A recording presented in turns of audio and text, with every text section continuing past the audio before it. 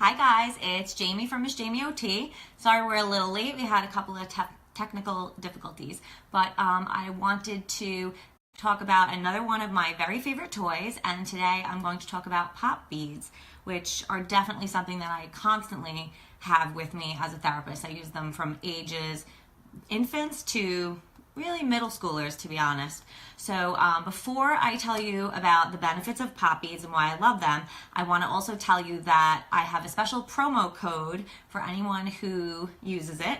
The promo code is Miss Jaime OT, and it's for an amazing fine motor resource called The Basics of Fine Motor Skills. And it's written by a good friend of mine, Heather Grootman from Growing Hands-On Kids.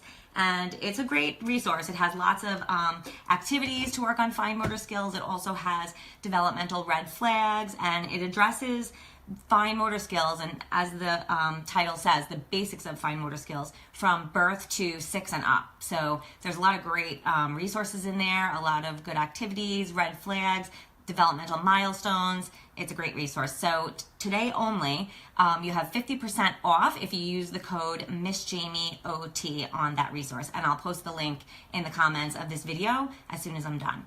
But on to pop beads. So as you know, I'm doing a series on all my favorite toys because it's the holiday season, and what are we doing but getting toys and gifts for the beautiful children in our lives? And as a therapist, I definitely have some really particular favorites, and I have people asking me all the time for input. What would be a great toy for my child? Parents want toys that are developmentally appropriate but also fun, of course, but toys that will target deficit areas that their child might need to improve on. So again, one of my favorite toys is pop beads, and this is a toy that comes in a million different shapes and sizes and different levels of difficulty. So this is a very obvious infant toy, and one that you probably remember from any baby that you might have had, and it's very large, so it's easy for a baby to grab and hold. Pop beads work on using two hands together. They work on eye-hand coordination and strength, and also grips and grasps. So the baby has to bring both of their hands into midline to push it together. And even though it seems very simple, that's a lot of work for a little baby, and works on a lot of skills. As the child grows older, you can move to more difficult pop beads. There's, as I said, a ton of different kinds. This is a really popular kind of pop bead that is available in Target or on Amazon. And just a caution about it is that it always says ages 4 and up, but it's actually really difficult, way too difficult for a 4-year-old. So I use these pop beads with children that are older than that. And what I like about this toy is that it has different sizes. So there are big pop beads that are in there, which are easier for children who are having a harder time or who need more to hold on to in order to do the work. But it also has smaller ones in there as well. And you can see that I'm missing a lot in my big bucket, and that's because I always make other smaller buckets. These are so easy and great to throw into my therapy bag, or I leave a little section of the pop beads in each school that I work in.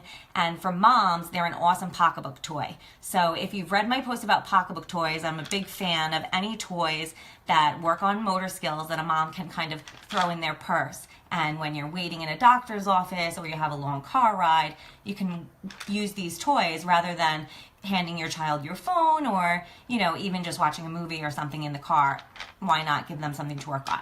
So pocketbook toys are great. I do have a great post about that, and I will put the link to it in the comments of the video. And another way that you can use pop beads rather than just working on fine motor skills and working in midline is to work on visual perceptual skills. So what I mean is that you can use the beads to make a pattern. You can have your child make a pattern that they want to make with their favorite colors, or you can tell them to make an ABC pattern or an AAB pattern if your child is learning that. If not, of course, that's fine. But one thing I like to do with my children who are a little older is I have them make a pattern that they want to make, and then I ask them to draw it. So then I'm able to incorporate visual motor skills and fine motor skills as well, even grasping or pencil grasps if I need to. Speaking of grasps, I also wanted to show you these grasping cards. Typical hand grasp development cards. This is another product available from Heather at Growing Hands On Kids, and you'll see it if you check out the link that I post in a few minutes. But it's a great product, especially for OTs or new moms if they want to make sure that their child is on par and doing the grasping patterns that they should be for their age. This is one of my favorite products to bring to evaluations because I can explain to a parent why their children might be delayed or on par, and what grasp they should be using and if they're using it, and show them a picture so they know what I mean. So that's a great product that I really like, and I'll give you the link for that after. So pocketbook toys are definitely one of my favorite things. Small toys, anything that you can throw in your purse. My best friend Tanya is an occupational therapist too, and she told me that she has a bag of fun that she keeps in the car, and it's basically filled with pocketbook toys. And when she goes anywhere with her little boys, she grabs this backpack, which is her bag of fun, and gives them little toys to work on their motor skills and using two hands together and eye-hand coordination. And they love it and think it's fun, but she's happy because they're working on real skills that they'll need in school. Pop beads work on using two hands together, eye-hand coordination, working in midline, and when you think about the skills kids need at school, they need to use those skills, two hands together to hold the paper and cut, two hands together to button a shirt or to put on their jacket to zip. So it's a toy and they're having fun, but they're working on some foundational skills that they need to be independent every day.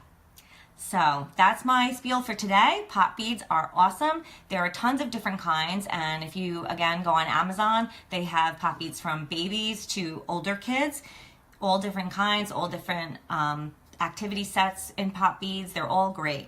I love them. And I will continue to post some more of my favorite toys throughout the month. I hope that you like this.